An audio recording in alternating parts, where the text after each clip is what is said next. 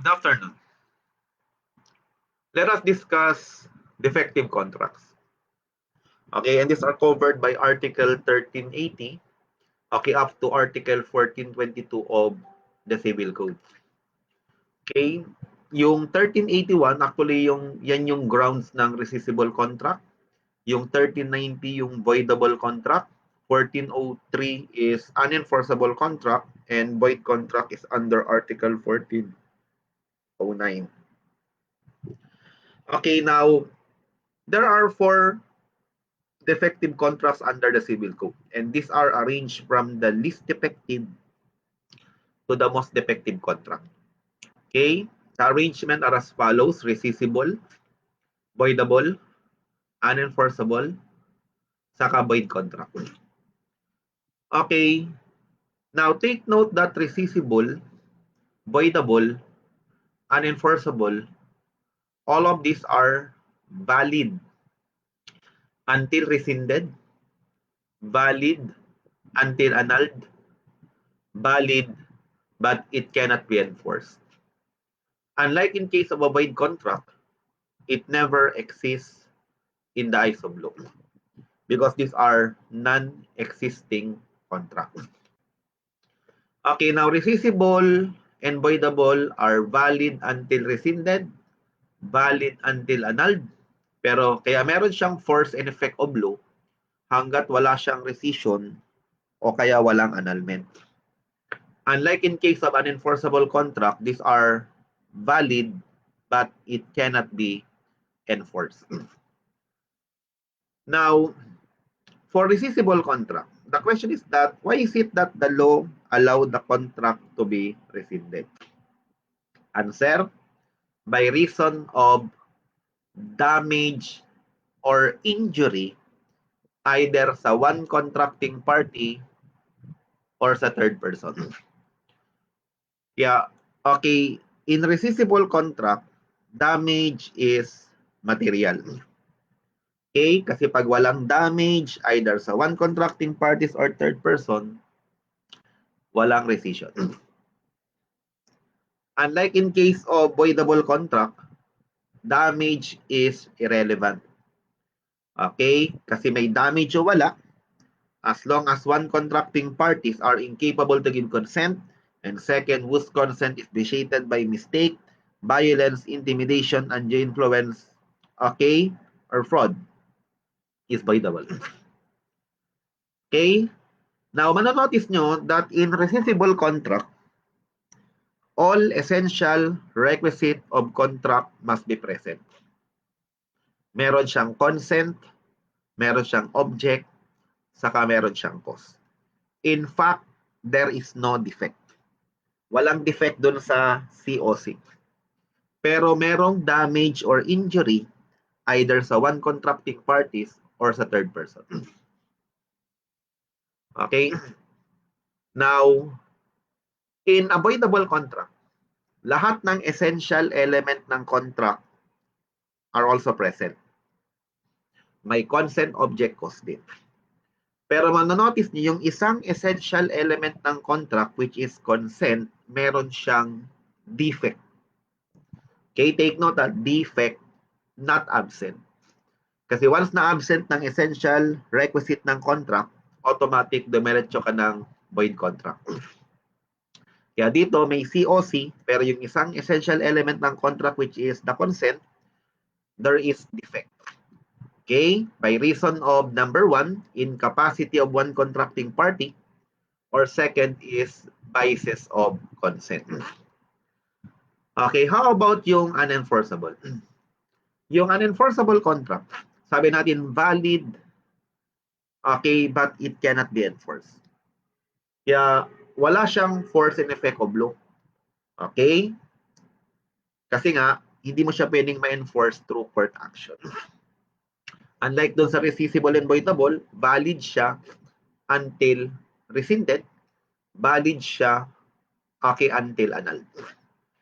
Okay, and there are 3 grounds of unenforceable contract under Article 1403. Bali, number 1, unauthorized contract. Second, hindi na-comply ang requirement ng statute of fraud. And number 3, both contracting parties are incapable to give consent. Now, mapapansin mo rin sa unenforceable contract, lahat ng essential element ng contract dapat meron pa din. Pero manonotice mo doon sa paragraph number 3, yung isang essential element ng contract which is consent, mas lalong defective siya. Kasi doon sa voidable, isang contracting parties lang ang incapable to give consent. Dito, both parties na are incapable to give consent. Okay? Sa void contract naman, okay, there are 7 grounds provided under 1409. Pero pwede nating classify lang siya into 2. Bakit nga ba siya void? Okay, actually there are, okay, I can classify it only into 2. Number 1, void siya because of lack of essential element ng contract. Okay, makikita mo yan sa paragraph 1, 2, 3, 4, 5, 6. Lahat yan void because of lack of essential element ng contract. And second, because they are prohibited by law. Ibig sabihin, lahat ng essential element ng contract present pero pinagbabawal ng batas. Tulad ng sale between husband and wife. Meron niyang consent, may object yan sa may cause, pero void siya because that is prohibited by law. Ganon din sa donation between husband and wife. Okay? Void rin siya. Okay? Pero meron siyang consent, object, saka cause pa din. Okay?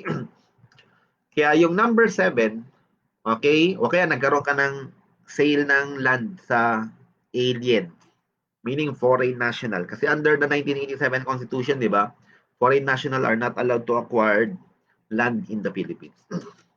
Kaya lumalabas, okay, lahat ng essential element ng contract present sa 7, pero pinagbabawal lang ng batas. Pero sa 1, 2, 3, 4, 5, 6, 7, 5, 4, 5, 6, lahat yan ay lack of essential element of contract. Tulad ng number 1. Those whose cause, object, or purpose is contrary to law, morals, good customs, public order, or public policy. Kaya lumalabas as if walang cause or object yan. Okay? Void.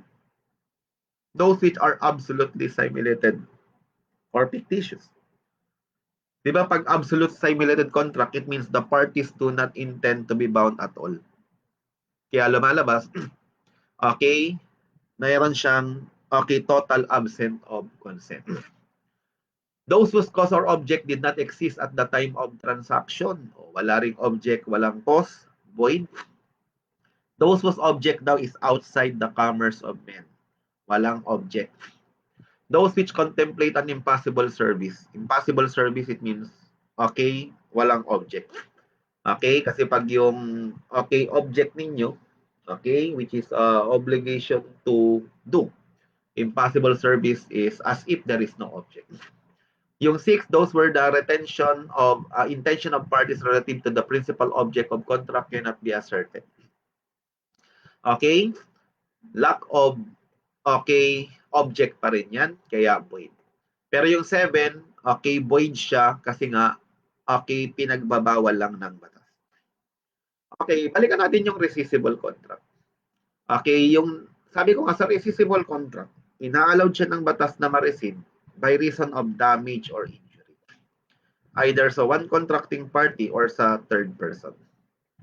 Tulad ng number 1. Okay, those which are entered into by a guardian whenever the ward whom they represent suffered a lesion of more than 1/4 of the value of things which are the object thereof. Okay, o, ito yung first ground natin ha. Pero para mag-apply yung paragraph number 1, kailangan ang nakipag-transact ay guardian in behalf of the ward, wherein the ward whom he represents suffered a lesion by more than 1/4. Okay, by the way, yung mga nakikita nyong mga illustration, okay, sa mga book, mapapansin mo is, ang object minsan is a parcel of land. Tapos contract of sale siya. Okay, may binanggit pa sa batas na ito ay contract of sale. The answer is no. Okay, wala naman binanggit dyan eh. Okay, binanggit lang yan, those which are entered into by guardian. Okay, whenever the ward whom they represent suffered lesion by more than 1/4 of the value of things which are the object thereof. Kaya hindi binanggit sa batas na contract of sale. Okay? Any contract siya. Pero dapat it should be an act of administration lang. Kasi ang power kasi ng guardian is power of administration. Wala siyang power of strict dominion or act of ownership. Okay? Kasi in-empowered lang siya ng court na i-administer ang property ng ward. Kaya ibig sabihin, pag ang guardian nakipag-transact sa third person ng act of administration at nag-suffered ang ward ng lesion by more than 1/4, then that is rescissible. Okay? Pero tingnan nyo sa problem, pag meron siyang court approval, okay, regardless of the lesion, that is perfectly valid. Huwag nyo nang pakialaman ang lesion, okay, once may approval ng court. Okay? Now, gawa tayo ng illustration dito. Okay, assuming yung ward meron siyang property, house and lot. Okay? Now, yung guardian nag-entered ng lease contract sa third person in behalf of the ward. Let us assume na yung prevailing lease rate is 100,000 per month. Okay? Tapos nag-entered yung guardian ng lease contract sa third person in behalf of the ward wherein yung lease price niya, okay? Or sabi natin yung lease contract, pinalis lang niya ng, okay, 80,000. Di may lesion na 20%. O, lumalabas, perfectly valid siya. Pero kung pinalis yung 100,000, okay, now, for only 75,000, okay, perfectly valid pa rin. Kasi di ba ang sabi ng batas, kailangan more than 1/4. Okay? Paano kung halimbawa, okay, sabihin natin na pinalis, okay, ng, okay, 70,000. Di may lesion na 30%. In that case, rescissible na siya. Okay? Pero once may court approval, I repeat, regardless of the lesion, it becomes a perfectly valid contract. Okay? Ngayon, ang question, what if yung guardian binenta yung property ng ward? Okay, kunwari ang value is 1 million, binenta ng guardian for instance ng 700,000. Okay? Ang question is, anong status ng contract? Okay, dapat it should be unenforceable. Okay, because the guardian is not authorized. Kasi babagsak ka dun sa paragraph 1. Those entered into in the name of another person by one who has been given no authority or legal representation. Okay? Or was acted beyond his power. In that case, sabi ko nga, ang power ng guardian is only power of administration. Wala siyang power of strict dominion. Kaya lumalabas, that is unenforceable. Kasi walang authority coming from the court. Pero kung meron siyang court approval, then that is perfectly valid. Okay, now, a question, what if yung ward, okay, siya yung nagbenta ng property sa third person. Okay, involving, kunwari yung land. Okay, kung may lesion, kunwari na more than 1/4, hindi siya rescissible. Kasi ang nakipag-transact mismo, yung ward. Kaya in that case, okay, papasok yan dun sa number 1 dito. Those where one of the parties is incapable of giving consent to a contract. Kaya tingnan niyo maigi sa problem. Kailangan para maging resiscible dito, dapat ang nakipag-transact must be a guardian in behalf of the ward wherein the ward whom he represents suffered a lesion by more than 1/4. Pero kung yung mismong ward ang nakipag-transact, magiging voidable siya sapagkat one contracting parties are incapable to give consent. Pero tingnan nyo rin sa problem, kapag yung guardian, for instance, ang bumili ng property, ang sagot dyan, nandun na sa law on sale. Kasi pag binasa mo yung provision sa law on sale, di ba? The following cannot acquire either a public or private sale. Number 1, the guardian cannot acquire the property of the ward under administration. Okay? Pero yan, voidable lang. Okay? Bakit siya voidable? Kasi affected lang yung private interest. Okay? Kaya nando sa law on sale yung lalabas na sagot. Kaya tingnan nyo maigi sa problem, kailangan para maging resiscible, I repeat, dapat yung guardian ang nakipag-transact in behalf of the ward, wherein the ward whom he represents suffered a lesion by more than 1/4. Kaya the moment na si ward ang nagbenta rito, kahit regardless of lesion yan, voidable siya. Okay, kung si guardian naman yung bumili, lumalabas, okay, voidable pa rin siya. Okay, kasi mag-a-apply yung provision sa law on sale that the guardian cannot acquire the property of the ward under administration. Okay, pero once na yung guardian ang nakipag-transact dito in behalf of the ward at yung ward nag-suffered ng lesion by more than 1/4, then that is resiscible. I repeat, kung may court approval, then it becomes a perfectly valid contract.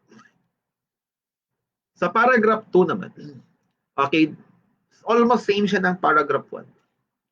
Except that, ang nakipag-transact dito is the administrator in behalf of the absentee, wherein the absentee suffered a lesion by more than 1/4. Okay, tingnan mo yung paragraph 3 naman. Those undertaken in fraud of creditors daw, when the latter cannot in any other manner collect the claims due them. Okay? Example pero by the way, emphasize ko lang Nakalagay dyan, when the latter cannot in any other manner collect the claims due them.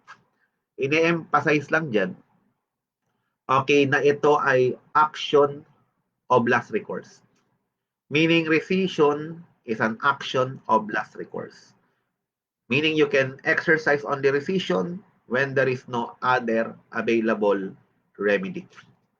Kasi as long as meron pang other available remedy ang creditor, hindi ka pwedeng mag-file ng action for rescission.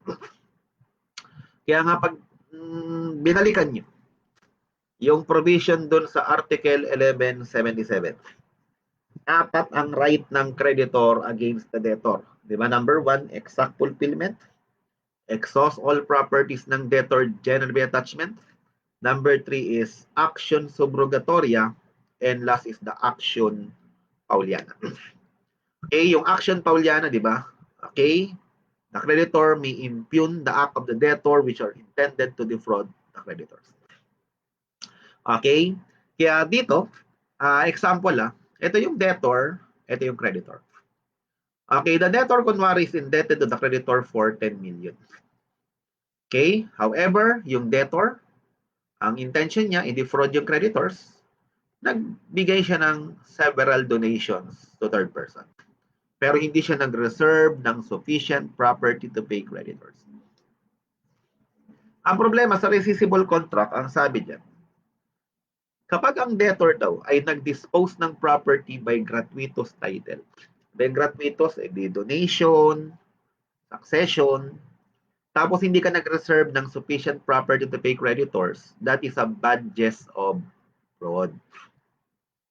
Ibig sabihin, ang presumption ng batas, kung nag-donate yung debtor sa third person, walang ibang intention ang debtor kung hindi lokohin ang creditor.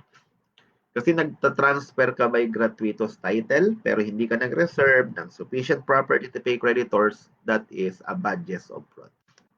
Kaya lumalabas, resciscible siya. Pag ang creditor ay wala ng other available remedy, then pwede siyang mag-file ng action for rescission. Okay, yung paragraph number 4 naman sa 1381. Sabi diyan, those which refer to things under litigation, if they have been entered into by the defendant without the knowledge and approval of the litigants or competent judicial authority. Okay, example, yung plaintiff nag-file ng case against the defendant, okay, involving this object kunwari. Okay, action kunwari for recovery ng possession and ownership.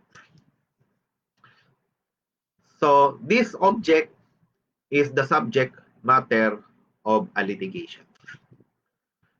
Sabi ng batas, pag ang defendant daw, okay, eto, okay, binenta kunwari sa third person.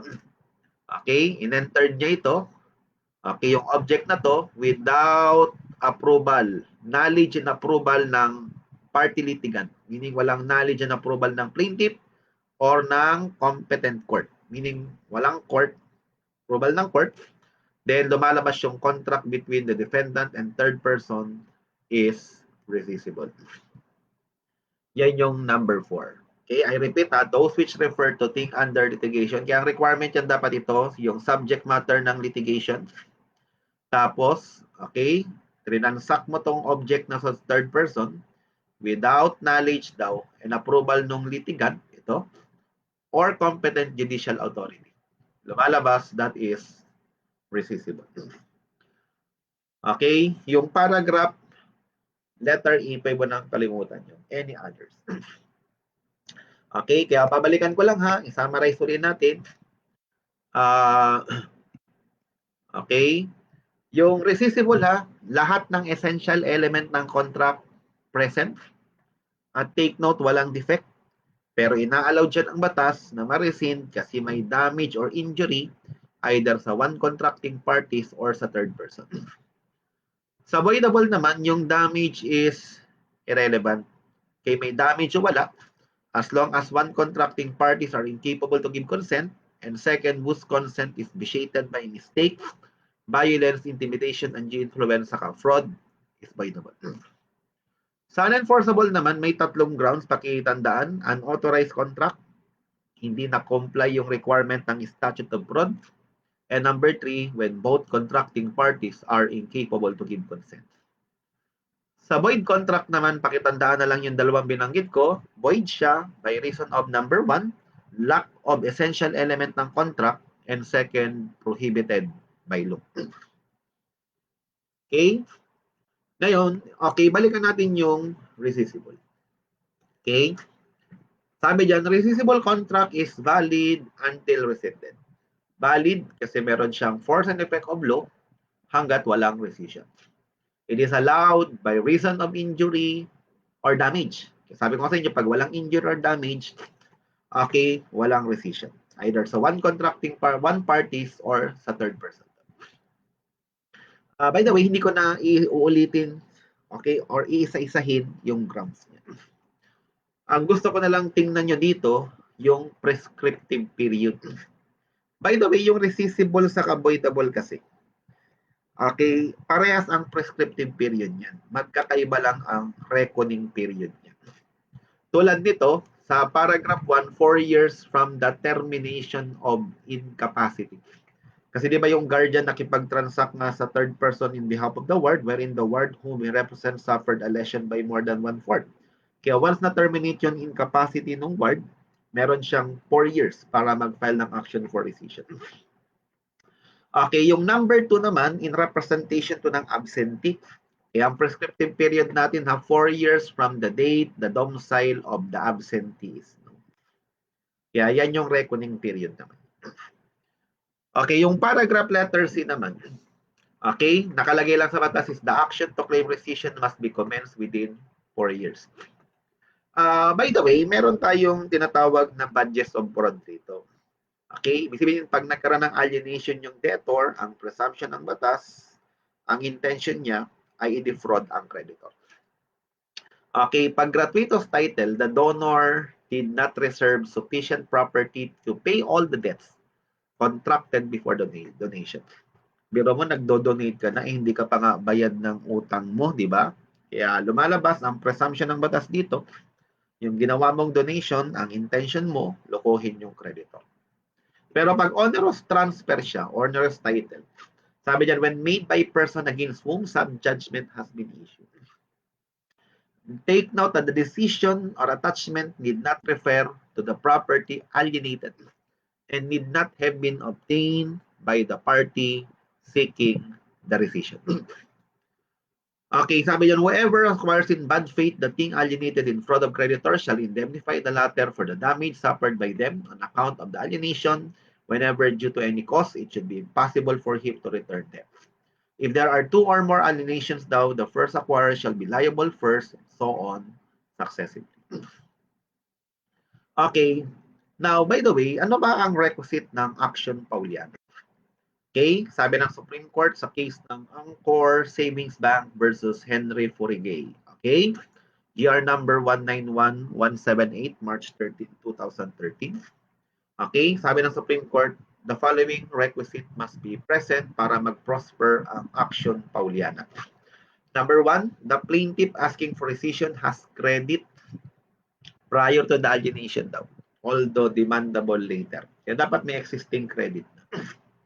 Okay, bago ka nagkaroon ng disposition. Pangalawa, that the debtor has made a subsequent contract conveying a patrimonial benefit to third person. Kaya nagkaroon ng subsequent contract. Okay, pwedeng nagkaroon ka ng sale, onerous transfer, or pwede ring gratuitous transfer. That the creditor has no other legal remedy. I-emphasize lang dito na ang action pauliana is an action of last recourse. Okay, kasi pwede ka lang mag-exercise ng rescission kung wala ka ng other available remedy. Next, that the act being imputed is fraudulent. Dapat fraudulent siya. Pero sabi ko, pag nag-donate ka, wala kang reserve na sufficient property, ang presumption kagad ng batas, fraudulent yung transfer. And that the third person will receive the property conveyed if by onerous title has been accomplished in the fraud. Kaya dapat yung third person dito acting in bad faith. Kasi kung halimbawa na-transfer na yung property sa innocent buyer in good faith, then rescission will not prosper.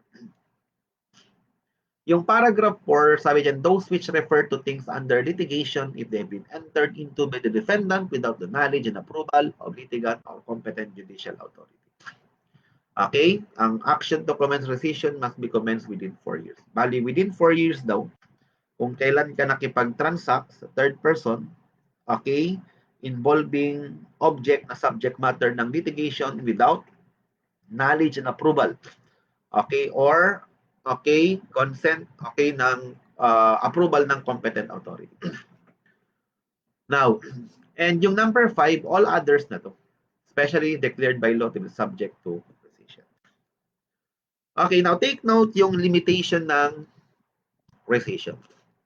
Okay? Kasi hindi porke rescissible contract yan under 1381, automatic magpo-prosper kaagad yung action for rescission.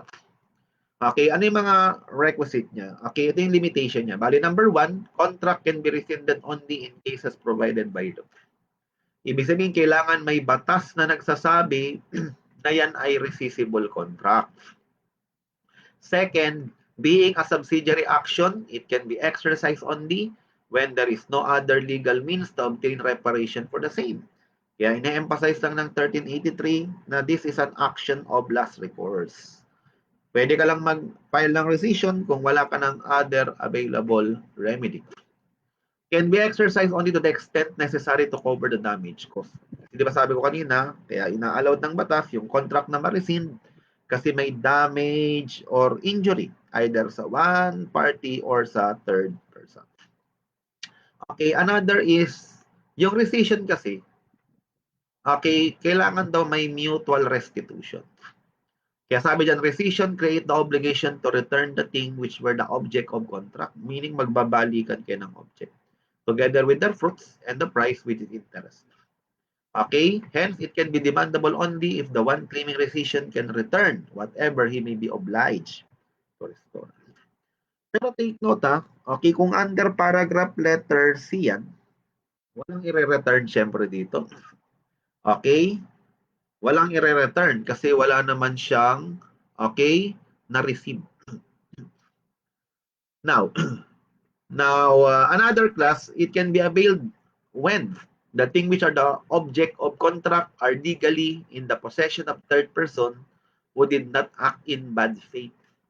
Kaya ibig sabihin, once na yung object ay napunta na sa innocent buyer in good faith, hindi na rin magpo-prosper ang rescission.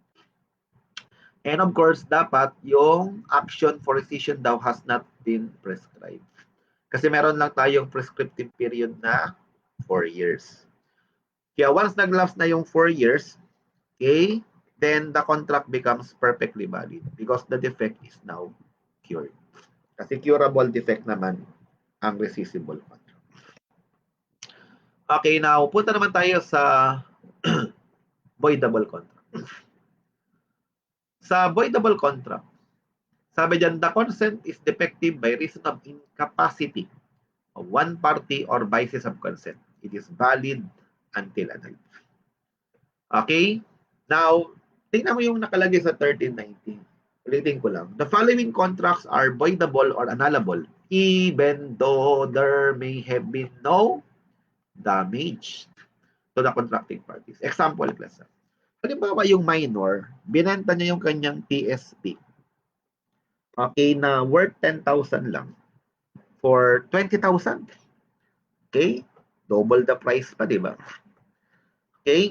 Ibig sabihin, kumita siya ng okay, 100%. Eh, ang problema, okay, is this. Okay, annulable ba siya?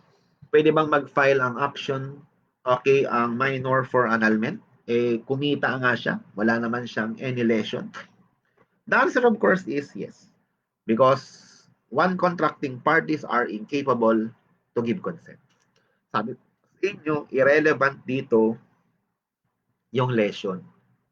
Okay, may damage o wala, as long as one contracting party are incapable to give consent, and second, whose consent daw is vitiated by mistake, violence, intimidation, undue influence, or fraud, that is voidable. Okay? Now, these contracts are binding, okay, unless they are annulled by proper action in court. They are susceptible of ratification. Kaya, ine-emphasize lang this contract, okay, are curable defect.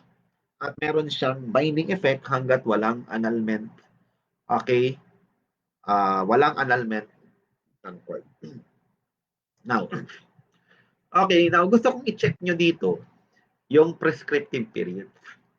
Pero sabi ko sa inyo, yung rescissible sa voidable, parehas lang ang prescriptive period niyan. 4 years eh.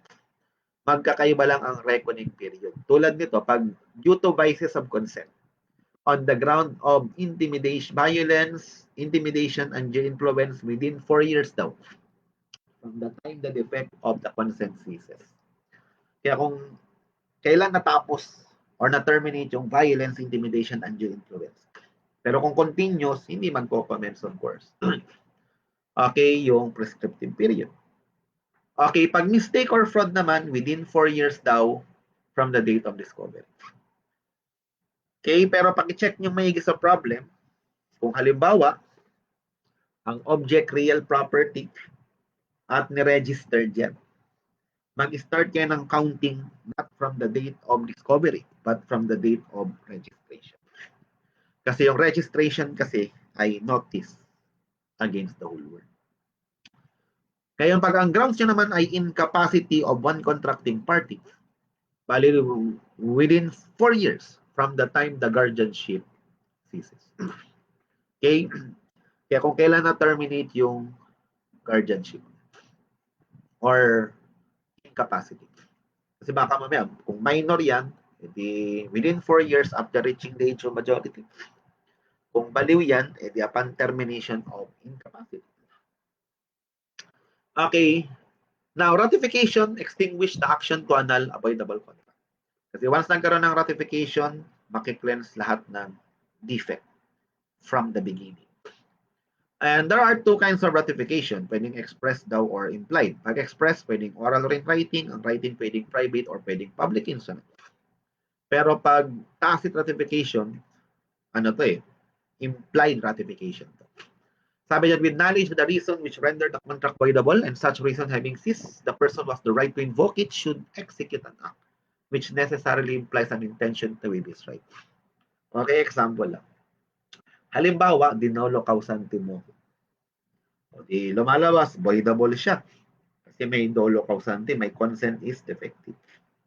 Ang problema, nung na-discovered ko na yung dolo kausante, yung fraud na in-employ mo, instead na mag-file ako ng action for annulment, yung object ng contract, okay, transfer ko sa iba. Binenta ko kunwari. Hindi ka na pwedeng mag-file ng action for annulment. Kasi ang isang requirement sa annulment of contract, okay, kailangan ng mutual restitution. Okay, since hindi ko na kayang restore yung object na na-receive ko, hindi na ako pwedeng mag-file pa ng action for annulment. Okay, indication yan na okay, it means okay, niro-ratify ko na impliedly yung act. Now, ratification may be affected by the guardian of the incapacitated person. Okay? Kaya pwedeng mag-ratify dito yung guardian. Okay? While, okay, the word, okay, are still incapacitated. Kasi kung minor kunwari yan, while still a minor, pwede siyang i-ratify ng guardian. Okay? Now, ratification daw does not require the conformity of the contracting party was no right to bring the action for annulment. Okay? Example. Minor ako, capacitated ka. May valid object and valid cause. Ang question kasi dito, sino ba pwedeng mag-file ng action for annulment? Siyempre ako lang, kasi ako yung incapacitated. Pero ikaw, hindi ka pwedeng mag-file kasi capacitated person ka. Ngayon, pag later on, nag-decide akong i-annul yung contract, required ba ang conformity mo? The answer, of course, is no. Yan yung sinasabi ng 1395 na hindi required yung conformity ng other party na walang right na mag-bring ng action for annulment. Ratification daw cleanses the contract from all its defect from the moment it was constituted. Kaya ibig sabihin, once nagkaroon ng ratification, makikleanse lahat ng defect from the beginning. Meron siyang retroactive effect. Okay, the action for annulment of contract may be instituted by all who are thereby obliged principally or subsidiary.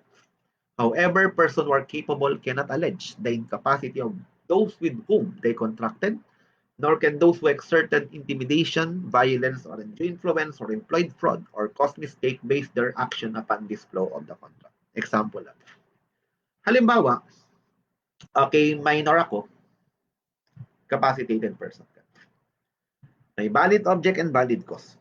Ang question, sino pwedeng mag-file ng action for annulment? Answer, ako lang. Yung minor lang.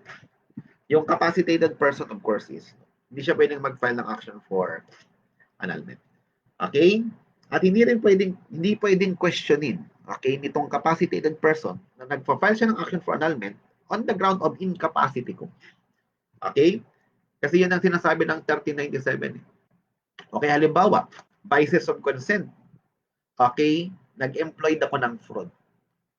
Then, ang question is that, can I later on annul the contract on the ground of fraud that I employed? The answer, of course, is no. Okay, yan yung tinutukoy ng 1397.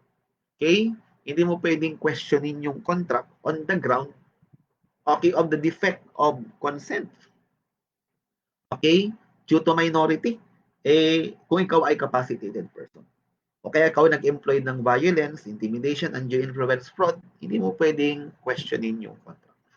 Hindi ka pwedeng file ng action for annulment on the ground of fraud, okay, violence, intimidation that you employed.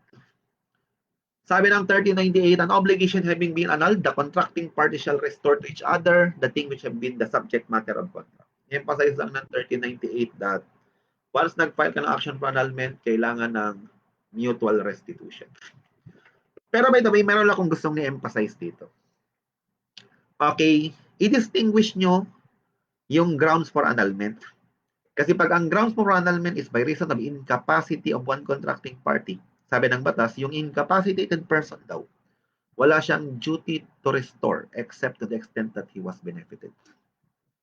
Okay? Pero pag ang grounds for annulment is by reason of vices of consent on the ground of violence, intimidation, undue influence, fraud.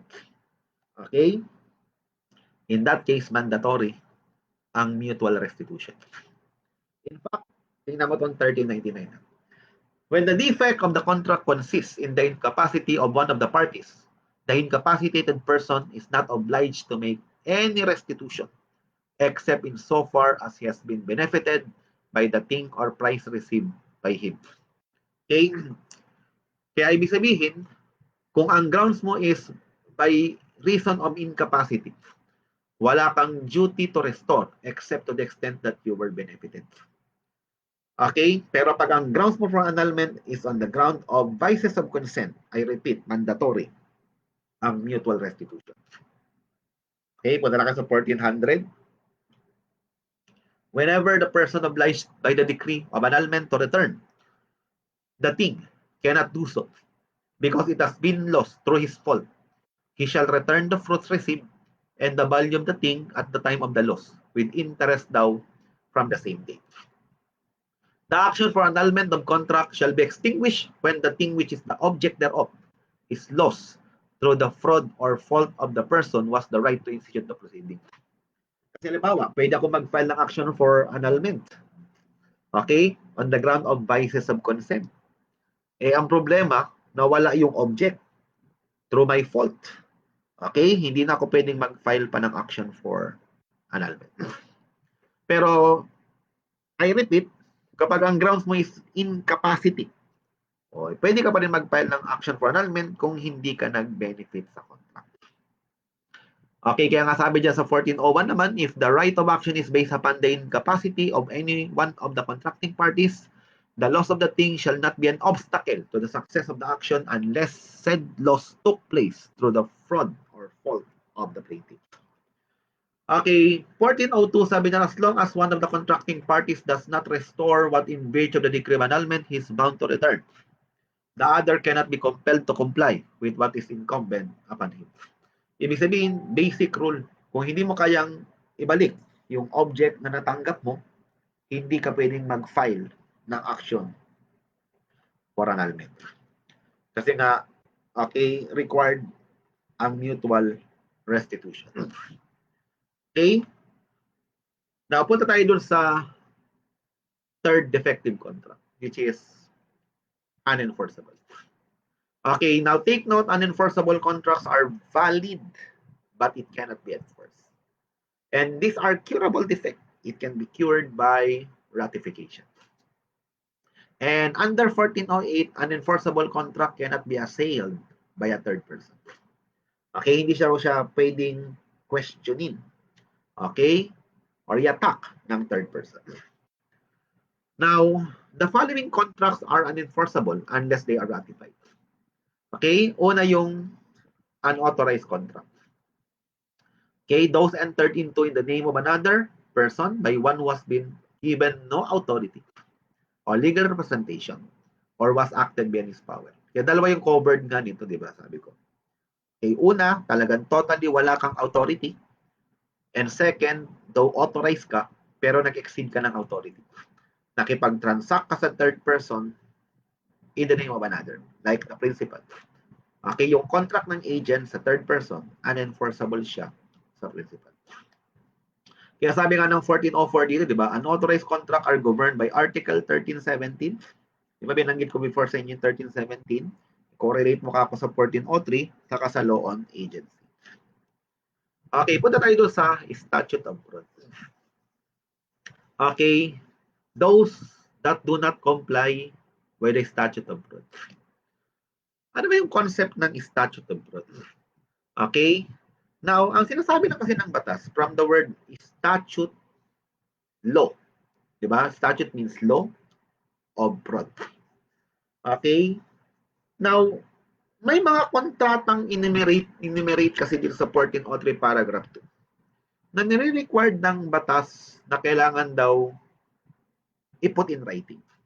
Na kailangan may certain permanency. para ma-avoid yung possible commission of fraud.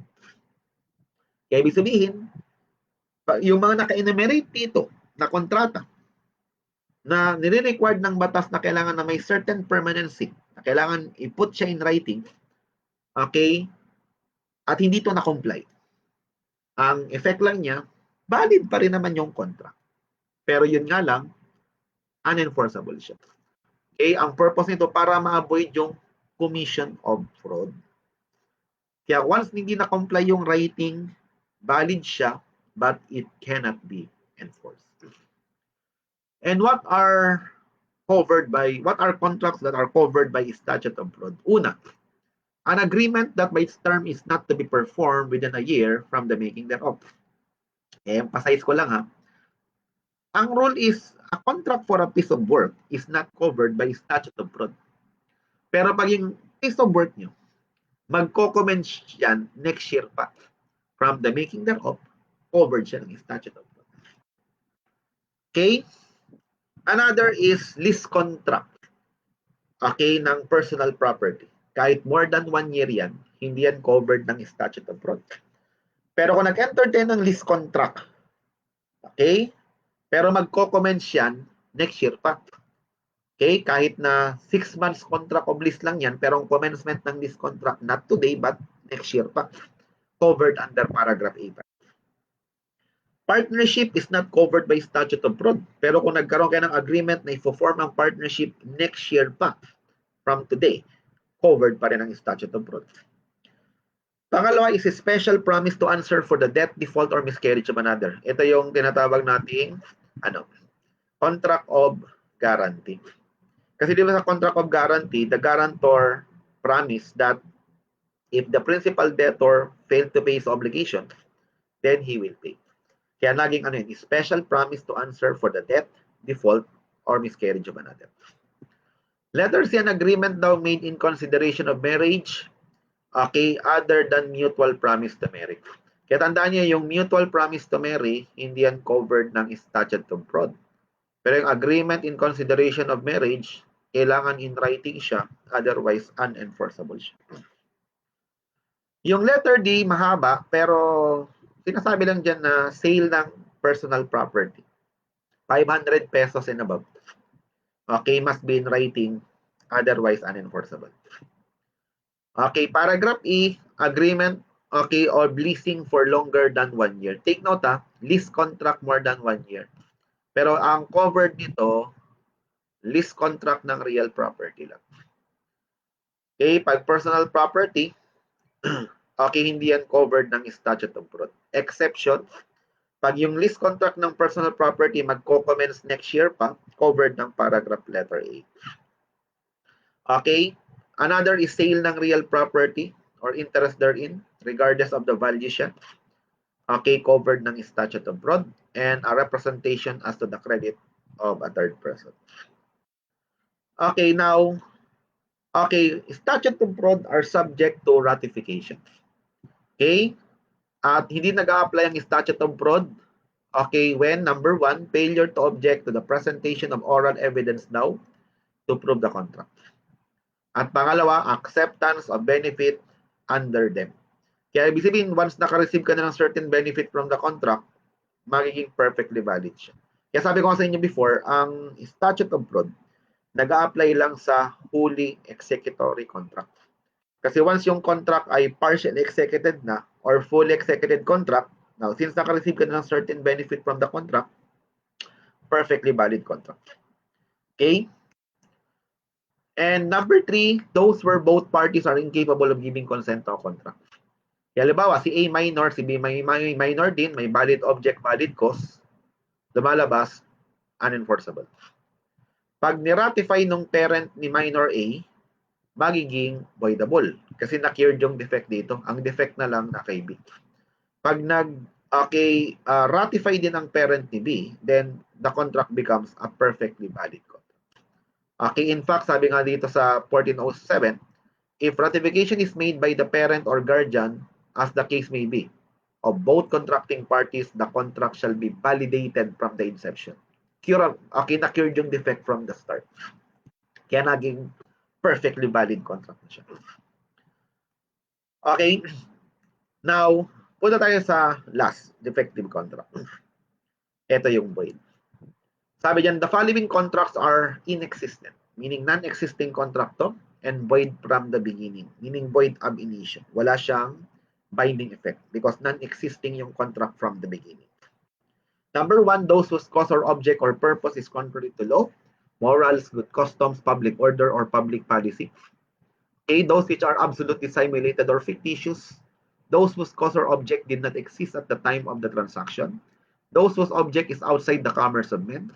Those which contemplate an impossible service. Those where the intention of the parties relative to the principal object of contract cannot be ascertained. Ulitin ko yung paragraph 1, 2, 3, 4, 5, 6. Lahat ito void for lack of essential element of contract. And second, prohibited by law. Okay, meaning lahat ng essential element ng contract present, pero since pinagbabawal ng batas, void siya. Now, these contracts daw cannot be ratified. Okay, hindi siya subject to ratification because these are incurable defect, non-existing contract. Neither can the right to set up the defense of illegality be waived. Okay, now, effect ng void contract.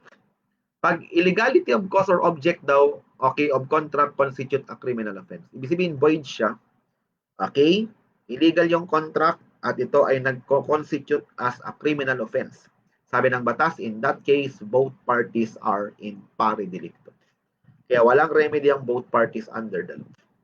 Okay, in fact, okay, both of them will be prosecuted under the provision under criminal law. At okay, lahat ng instrument and effect of crime, okay, i-confiscate. Okay? Now, kaya nakalagay dyan, the provision of penal code relating to disposal of effect of instrument of crime shall be applicable to the thing or the price of the contract. Now, this rule shall be applicable when only one of the parties is guilty, but the innocent one may claim what he has given and shall not be bound to comply with his promise.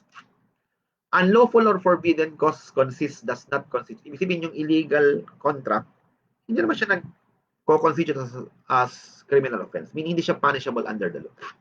Sabi ng batas, alamin mo raw muna, number one, are both parties okay, are guilty, meaning at fault. Pag ang sagot mo yes, neither may recover what he has given by virtue of the contract or demand the performance of the other undertaking. Walang remedy ang both parties under the law. Pero kung halimbawa, yung isang party lang ang may fault, okay, yung at fault daw, he cannot recover what he has given by reason of the contract or ask for fulfillment of what he has promised him. Pero yung not at fault, okay, he may demand the return of what he has given without any obligation to comply with his promise. Okay, now the action or defense for declaration of an existence of contract does not prescribe. Ibig sabihin, pwede kayong mag-file ng action for declaration of nullity at any time kasi imprescriptible siya. In fact, this is a non-existing contract. Papadeclared mo lang sa court na ito ay non-existing contract. Okay, declaration of nullity. At yan ay pwede nyong i-file at any time, okay, kasi imprescriptible siya. Interest paid in excess of interest allowed by usury law may be recovered by the debtor with interest thereon from the date of the payment. Problema lang dito, wala nang usury law. Okay? Kaya di ba sabi natin, the contracting parties are now free to stipulate as to any amount of interest, wag lang siyang too excessive or unconscionable.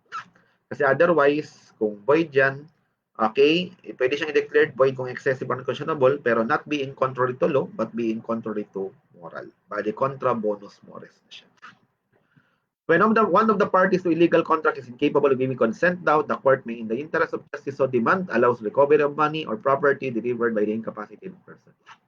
Okay, the defense of illegal contract is not available to third person whose interests are not directly affected. Take note, hindi porky void contract siya.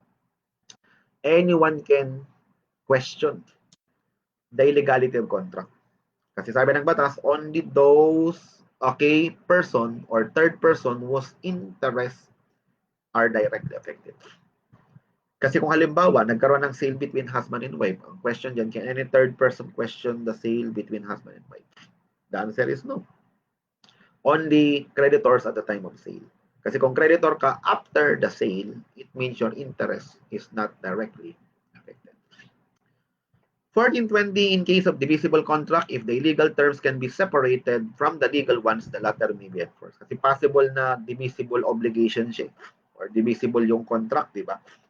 Lumalabas dito, yung first part kunwari, valid. Yung second part is void. Okay, since divisible siya, okay, valid yung first part, void yung second part. Okay? Now, punta tayo sa multiple choice problem. Multiple choice number 1. Sorry. Lumabas kagad yung sagot.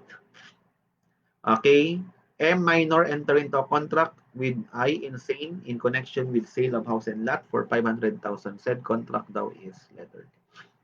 Unenforceable siya because both parties are incapable to give consent. Okay, isang minor, isang insane. Covered ng 1403 paragraph number 3. Okay? Ba't lumalabas lahat ng sagot dito? Okay? By the way, ang sagot dito is letter C. Okay? Now, bakit letter C? Voidable? Kasi sabi niya, di ba, M minor enter into a contract with I insane in connection with the sale of house and lot. Okay, for 500,000. However, the guardian of M ratifies the contract. Kaya lumalabas yung defect dito. Dapat unenforceable siya, di ba? Kasi both parties are incapable to give consent. Pero since nag-ratify yung guardian ni M, na-cure yung defect kay M. Kaya isa na lang ang defect kay I. Kaya laging voidable siya. Ay, bakit lumalabas mga sagot? Okay. Letter A naman to. Okay, guardian of insane person sells a house and lot belonging to the latter valued at 100,000 to be buyer for 74,000 with approval of the court. Okay, di ba sabi ko, pag may court approval yan, okay, valid yan. Perfectly valid. Letter A siya. Okay, saka kung titignan mo dito, binenta house and lot. Okay, dapat unenforceable siya. Kaso may court approval naman, kaya valid siya. Okay, representative of an absentee lists a house and lot with the prevailing lease rental of 100,000 for only 60. The contract is, by the way, mayroon ditong lesion yung absentee na 40%. Kaya kung 40% lesion yan, lumalabas rescissible contract. Saka yung lease is act of administration. Rescissible, letter B. Okay, for multiple choice number 5, which of this contract is not subject to ratification? Of course, ang hindi subject sa ratification is void or non-existing contract. Rescissible, okay, subject. Voidable, unenforceable, void. Of course, the answer is letter D, void. Okay, for number 6, okay, O is the owner of a car which was sold by S without authorization in favor of B. The contract between S and B so far as O is concerned. Unauthorized contract siya. Kaya kung unauthorized, that is 1403 paragraph number 1. Unenforceable. Okay. For number 7, voidable contract. Ano ba yung avoidable? Incapacity of one contracting party. Vices of consent on the ground of mistake, violence, intimidation, and influence sa upfront. Saka, yun nga, state of drunkenness or under hypnotic spell ka, sabi ng batas, voidable din siya. Kaya, answer is dog. Voidable to, under drunkenness, under hypnotic spell. Okay, consent is vitiated due to undue influence. Letter D. Okay, for number 8, okay, the least defective contract, syempre rescissible. Kasi ang arrangement, rescissible, voidable, and enforceable sa void. Okay, answer is void. For number 9, oral sale ng land, di covered ng statute of fraud to, kaya lumalabas unenforceable siya. Letter C. Okay, hindi ko nalagyan ng yung mga letter ng animation. Okay, kaya siya yung unang lumalabas pala. Okay, next. Okay, number 10, one of the parties to contract is incapacitated. Siyempre, pag one contracting parties are incapable to give consent, that is a voidable contract. Feasible, voidable, unenforceable, saka void. Okay, voidable siya. Letter. Okay, multiple choice number 11, an agreement in restraint of trade. Okay? That is prohibited. That is contrary, okay, to public policy. Okay? Kaya lumalabas is void siya. Multiple choice number 12, oral contract of guarantee. Okay? Oral, special promise to answer for the debt default or miscarriage of another is covered by statute of fraud. Kaya kailangan in writing siya. Otherwise, unenforceable. Letter C. For number 13, KF disappeared without his whereabouts having been known sometimes in 2009. Whereupon in 2011, W's wife sold his house and lot worth 10 million for only 7 million. Okay, may lesion at 30% in favor of T in order to support the family. In 2013, F resurfaced and began staying with his family. In 2008, F decided to file an action to rescind the contract with T. In this case, okay, di ba 4 years lang ang prescriptive period natin? Okay? Now, kaya kung 2013, meron ka lang 4 years para mag-file ng action for rescission. Lapse ng 4 years. Kaya dito ang sagot is letter C. Bali, even if F can return the 7 million and the house and lot has not been sold to a buyer in good faith, rescission will not lie because more than 4 years had elapsed from the reappearance and therefore his right to rescind has already prescribed. Okay? Now, multiple choice number 14. Okay, S offered to sell to B's house and lot for 10 million in order to pressure B into buying said house and lot. T, a very good friend of S, threatened B with debt as a result of which B accepted the offer of S. It turned out now that the market value of the house and lot is 15 million. The contract of S and B valid. Of course, that is voidable. Kasi di ba sabi natin violence, intimidation, including undue influence, even though employed by a third person will be shade consent. Okay? Kaya dito, since merong intimidation employed by a stranger or third person, okay, that is voidable. Okay, for number 15, as sometimes in 2006 sold to be a house and lot where the former committed fraud. Okay, the deed of sale which was in public document was registered with Register of Deeds in 2017. In 2019, the fraud was discovered by the heirs of B. Under the law, the action to annul a contract based on fraud must be filed within 4 years from. Di ba pag mistake or fraud dapat within 4 years from the date of discovery. So sabi ko, pag immovable property yan registered, mag-start ka ng counting from the date of registration because registration is a notice against the whole world.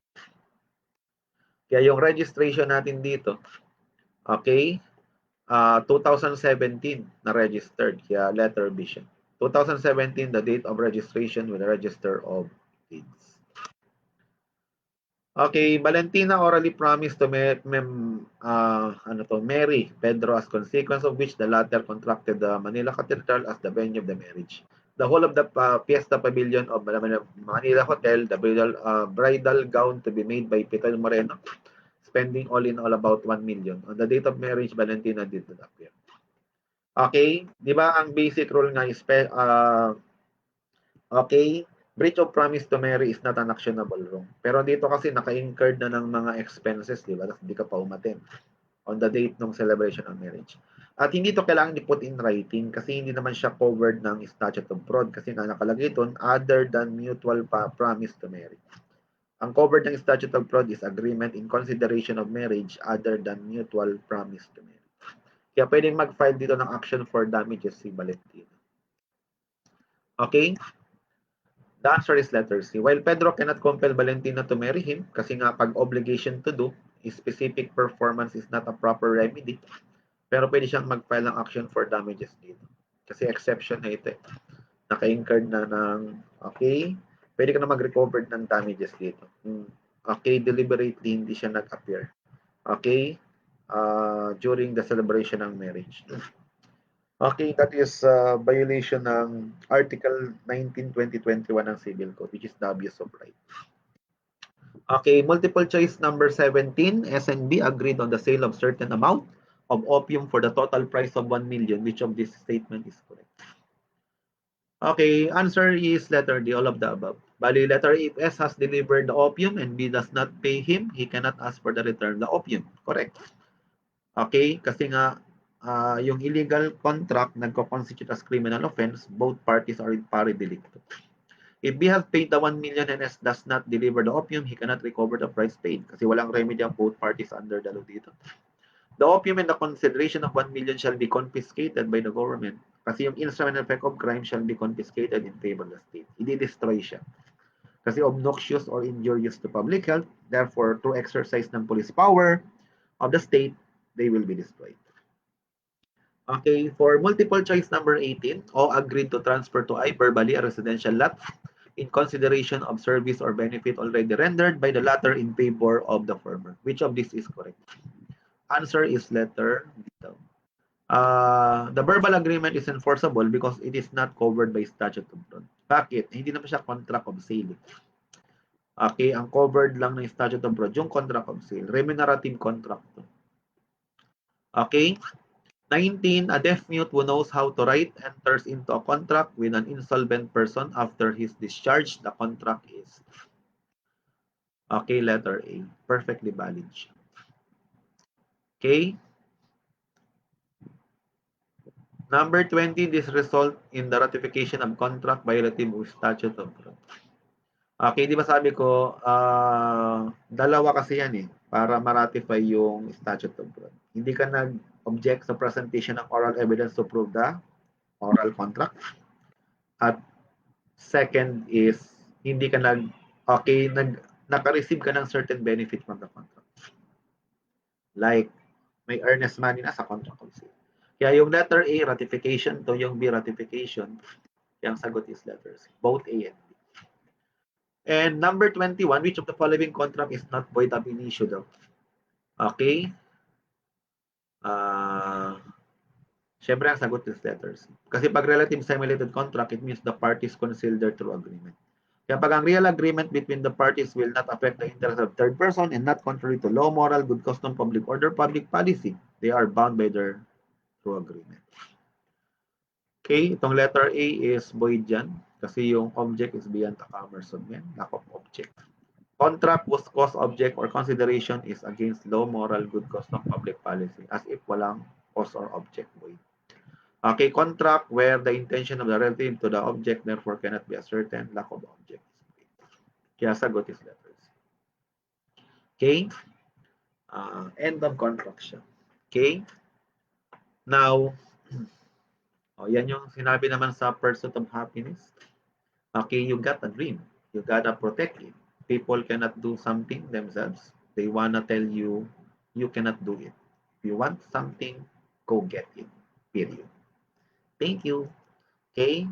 Bali, ang next topic natin is contract of sale. Bali, contract of sale muna kasi related siya sa civil code provision. Okay? Goodbye.